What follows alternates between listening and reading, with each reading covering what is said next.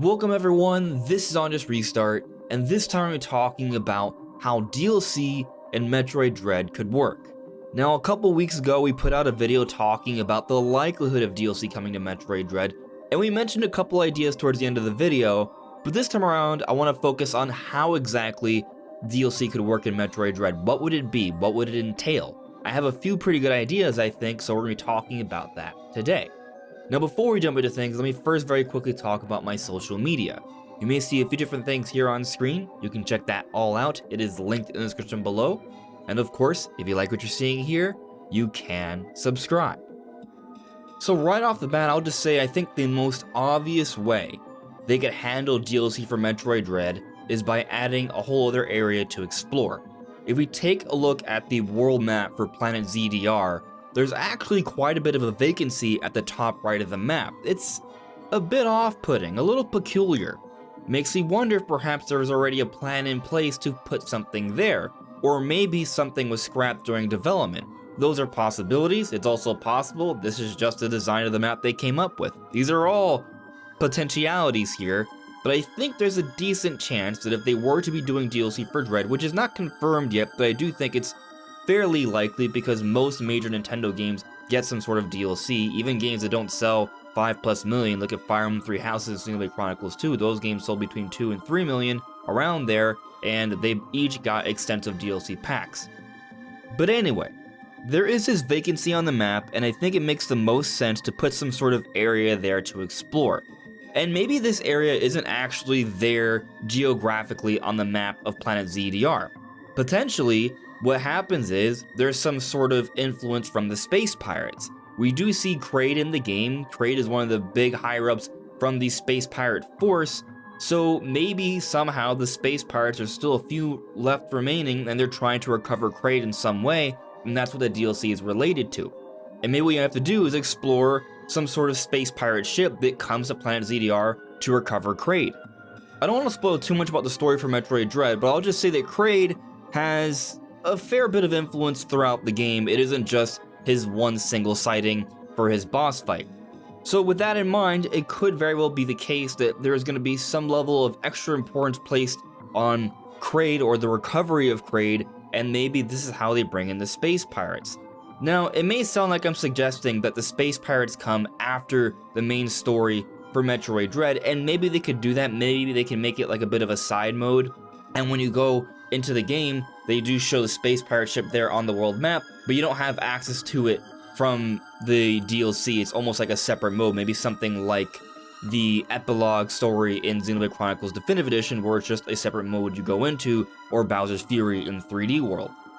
But in this separate mode, you have access to this other area, and maybe this other area is something related to the Space Pirates, and it's in a Space Pirate ship, and maybe it'll be a nod towards the Space Frigate from Metroid Prime, which supposedly is getting a remake and will be coming out next year, so it might be a nice way to tie things in there and get people even more excited for that game that could be coming out next year as well. Now to be clear, this idea I have for the Space Pirates is just one of a couple different ideas. In fact, there's another idea that I think makes even more sense. We'll be getting that into a little bit, but I simply want to talk about how this would impact the overall progression of the game. So I don't think you would have to wait till you beat Metroid Dread to play this. Like I mentioned earlier, it'd be a separate mode. Once you complete it, you fight something at the end, some sort of cool boss, and you get some sort of power-up that makes things interesting as you progress throughout the main campaign of Metroid Dread. And another couple things that I think would be interesting is if they add some sort of additional difficulty to Metroid Dread. Maybe like a hyper mode difficulty or a fusion mode difficulty or some sort of randomizer effect. Something to mix things up a little bit, I think they could do, since Metroid Dread's already built around replayability and sequence breaking and such. So they may add an additional mode there to really expand upon that, and when you factor that in on top of whatever sort of new power-up you may get from beating the DLC, that can make things very interesting. And heck, I'll even throw it out there that maybe they could throw in another final boss at the very end of Dread, just to reward you for beating the DLC and also taking advantage of whatever sort of power-up you get. And maybe also they throw in a few extra pieces of concept art that could be interesting, maybe give you more hints to the story, or perhaps be hinting towards future stories, maybe Prime 4, or just more sort of excitement for the potential Prime remake, or maybe the sequel to Metroid Dread. those are all possibilities. And regardless of what exact DLC idea they come up with, I do feel like there is a likelihood that they do something to the main campaign, whether it's adding some sort of randomizer or a higher difficulty and a power-up rewarding you for beating this new area they would theoretically add in this DLC. I think those ideas are fairly likely if they were to go about doing DLC, regardless of what sort of story or thing they do. But what I think may be more likely than the Space Pirates, although perhaps they'll have some sort of influence, is something to do with the Galactic Federation ship that kind of goes missing in Metroid Dread towards the beginning of the game.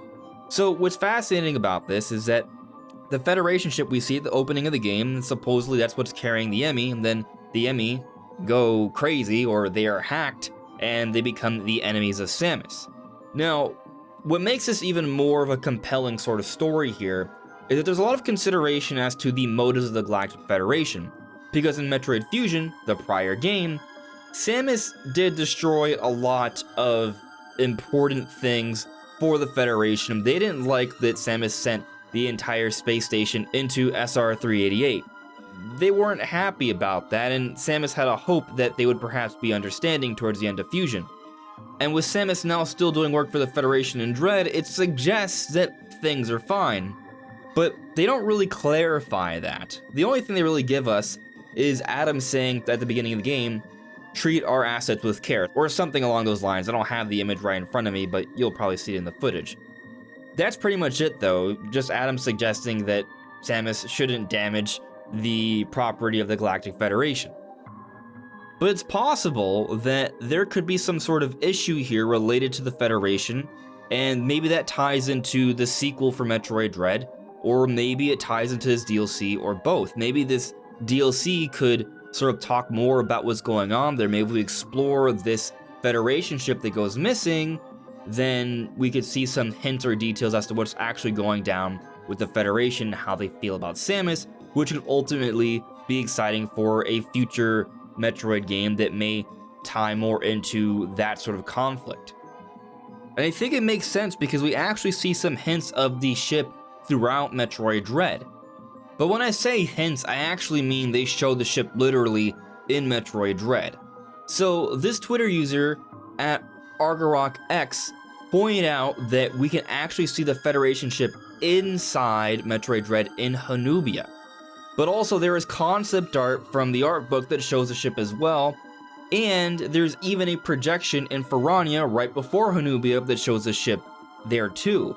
Now this projection we see, I think that's probably related to Ravenbeak analyzing the ship before he hacks the Emmy. But as we see in Hanubia, the ship still exists, it is still there, and Hanubia is right next to that interesting vacancy on the map. So with the ship in the background, would it be really that much of a stretch to think that they could have this ship explorable and it may be demonstrated on the map in that vacancy there? Maybe even in the DLC something occurs with the ship, there's some sort of change and the ship moves and then Samus has to explore that, and that's what leads to the DLC. And heck, maybe that's when they throw in the Space Pirates. Maybe the Space Pirates came in here looking for Kraid, but they try and take this Federation ship instead.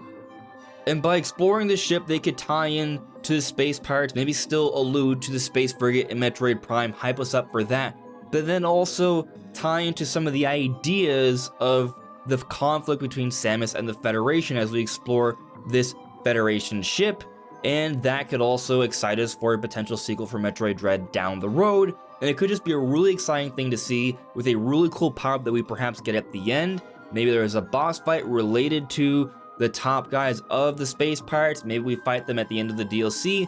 Maybe throw something in there at the end of the game as a reward. Maybe some sort of power-up.